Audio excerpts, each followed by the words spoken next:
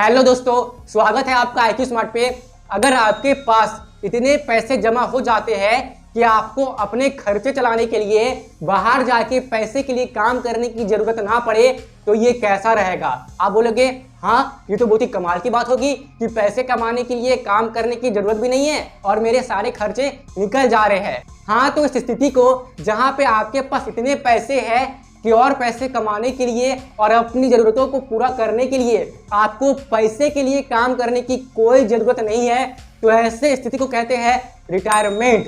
यानी कि आप पैसों से रिटायर हो चुके हो, यानी कि आपके पास इतने पैसे हैं कि आप आराम से अपनी ज़िंदगी को जी सकते हैं, अपने खर्चे भी आप चला सकते हैं। और साथ ही में इस वीडियो में मैं आपको ये भी बताऊंगा कि जितनी अमाउंट चाहिए आपको अपनी रिटायरमेंट के लिए, यानी कि अपने फाइनेंशियल फ्रीडम को अचीव करने के लिए, तो वो अमाउंट, वो रकम आपके पास कैसे आएगी, इसका साधन भी मैं आपको बताऊंगा। तो ये वीडियो आपके लिए बहुत ही ज़्यादा ज्ञानवर्धक और इन्फॉर्मेटिव होने वाला है। ये वीडियो आपकी सोचने समझने की शक्ति, पैसों को लेकर चेंज कर सकती है और ये आपके फाइनेंशियल नॉलेज को एक गजब की बूस्ट भी दे सकती है। इसलिए वीडियो को बिना स्किप किए पूरा अंत तक अच्छे से जरूर से ही समझते हुए देखिएगा। तो फिर चलिए इस शुभ कार्य में देरी क्यों, आइए शुरू करते हैं।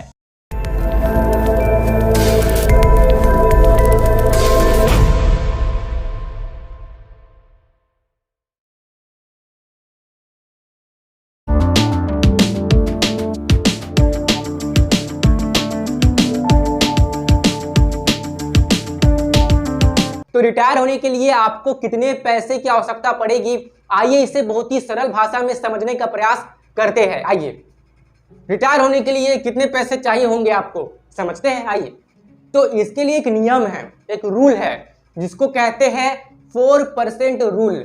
अब ये 4% रूल क्या है, देखिए समझिए, यही सब कुछ है। इसी चीज को मैं आपको अच्छे से समझा रहा हूं। तो 4% रूल ये कहता है कि आपको जितने भी अमाउंट चाहिए रिटायर होने के लिए, अगर इसे निकालना है तो आपको अपने एनुअल एक्सपेंस को 4% से डिवाइड कर देना है।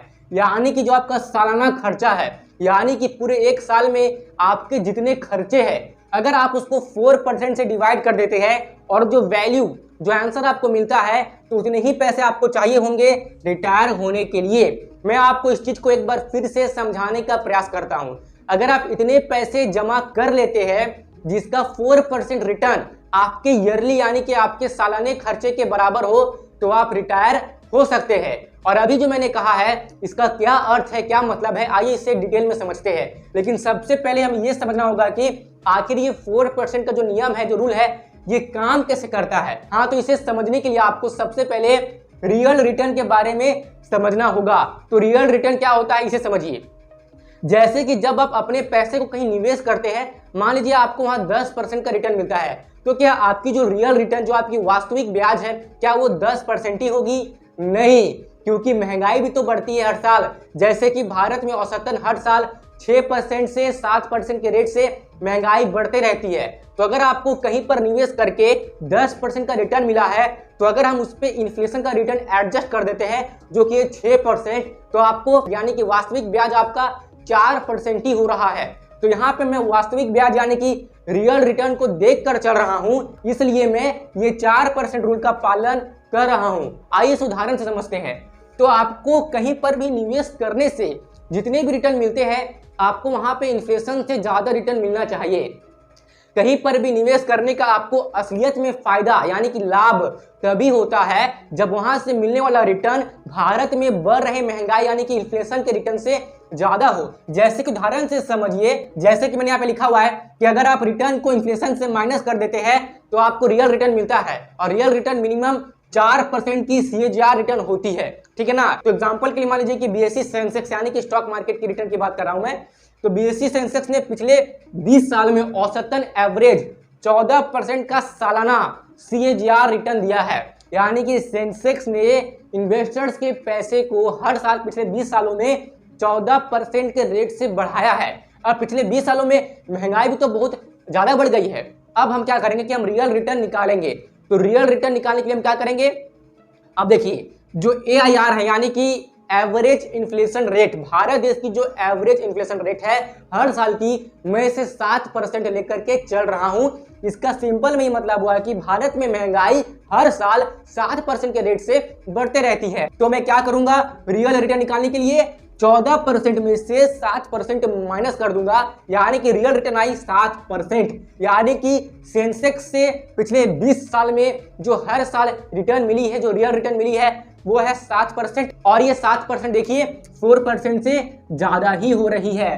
तो 4% मैंने एवरेज मान के चला है, लेकिन आपको स्टॉक मार्केट में 4% यानी कि मिनिमम जो मैं लेके चल रहा हूं उससे ज्यादा रिटर्न मिल रहा है। अब इतना कुछ समझने के बाद आइए अब ये समझते हैं कि आपको कितने पैसे की आवश्यकता है रिटायर होने के लिए। देखिए उदाहरण के लिए मैं मान लेता हूं कि आपकी जो मंथली एक्सपेंस है, यानी कि आपकी जो एक महीने का खर्चा है, एक महीने में जितना आपका खर्च उठता है सब चीज मिला के, आपके सारे बिल, सारे रेंट, A to Z, खाना पीना, कपड़ा लत्ता, घूमना फिरना, सब चीज मिला के जो आपका एक महीने का खर्चा है वो मैंने पकड़ा है 1 लाख रुपए। तो अगर आपका एक महीने का खर्चा 1 लाख रुपए है तो आपका सालाना खर्चा यानी कि ईयरली एक्सपेंस कितना हो जाएगा? 1 लाख को जस्ट 12 से गुना कर देंगे, ये हो जाएगा 12 लाख रुपया। यानी कि आपकी जो सालाना खर्चा है वो 12 लाख रुपया है। ठीक है, अब हमको क्या करना है, इस 12 लाख को 25 से गुना कर देना है। अब इस 12 लाख को 25 से गुना हमें क्यों करना है? इस फॉर्मूले के वजह से, जैसा कि मैंने इस फॉर्मूले में लिखा है कि आपकी जो रिटायरमेंट अमाउंट है वो ऐसे निकलेगी कि आपको अपने सालाना खर्चा को 4% से डिवाइड कर देना है। तो यहाँ पे जो आपकी ईयरली एक्सपेंस है वो थी 12 लाख। तो अगर आप 12 लाख को 4% से डिवाइड करते हैं तो कैलकुलेशन के माध्यम से क्या होगा कि आपको जस्ट मतलब 25 से गुना कर देना है। देखिए 12 लाख बाय 4%, आप स्क्रीन पे देख पा रहे हो कि कैलकुलेशन में कैसे कर रहा हूं।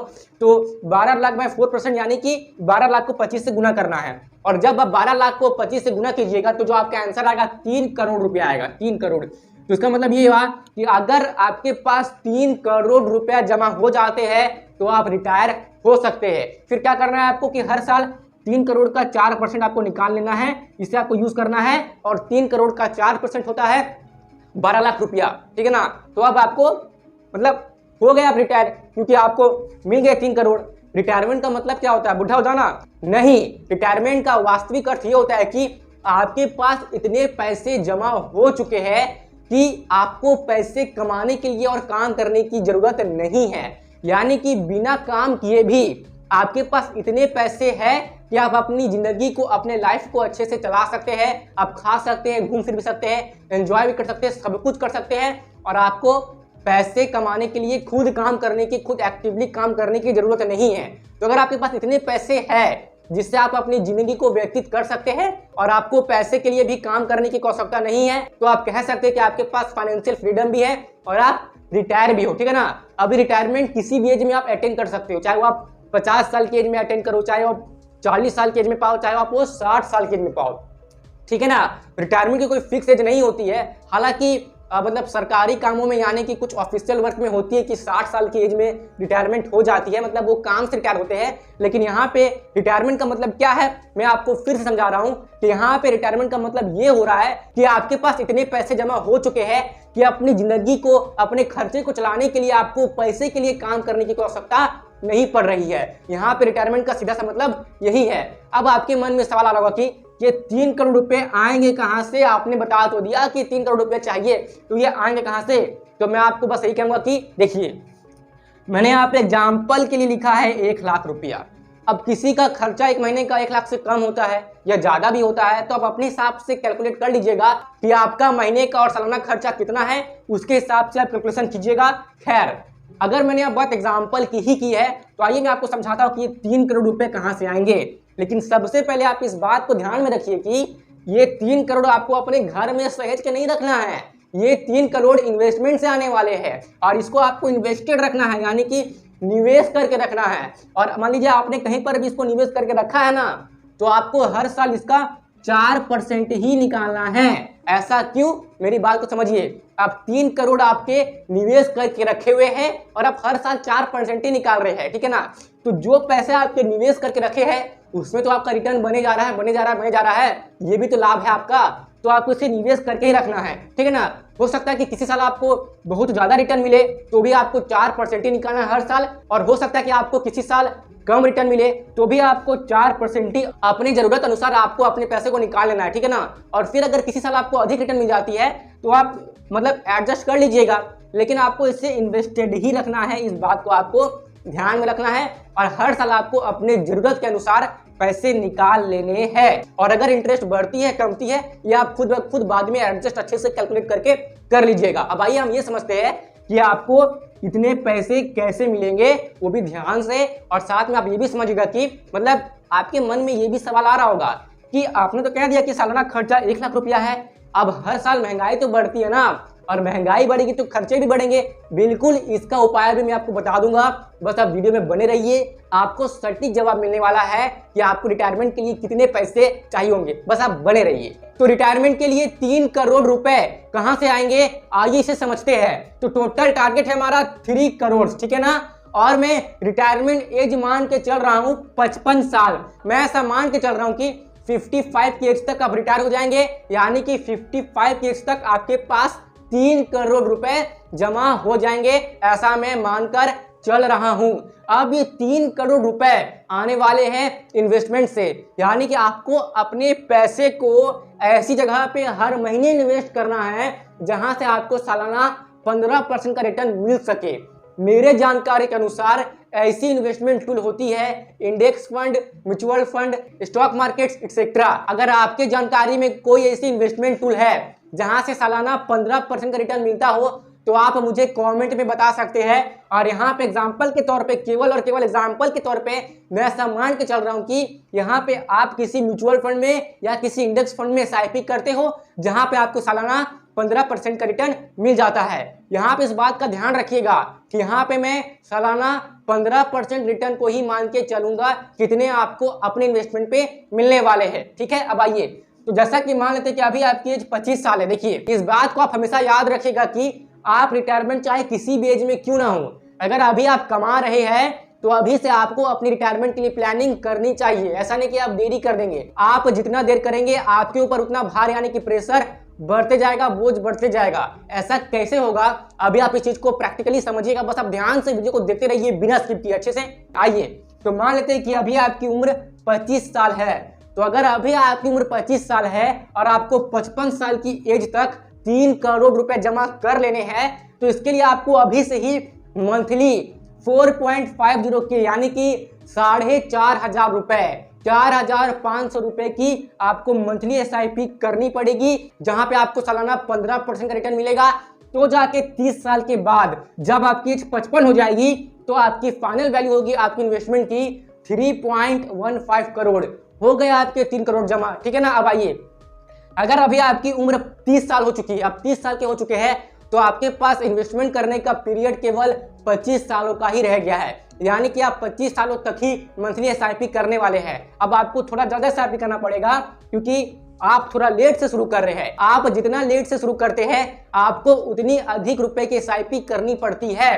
तो अभी आपकी उम्र 30 साल की हो चुकी है तो आपको 55 साल की एज तक 3 करोड़ रुपए जुटाने के लिए आपको अभी से ही मंथली 9,200 रुपए की मंथली SIP करनी पड़ेगी। और अगर अभी आपकी उम्र 35 साल की हो चुकी है तब अब थोड़ा और लेट हो चुके हैं, इसलिए SIP अमाउंट बढ़ जाएगा।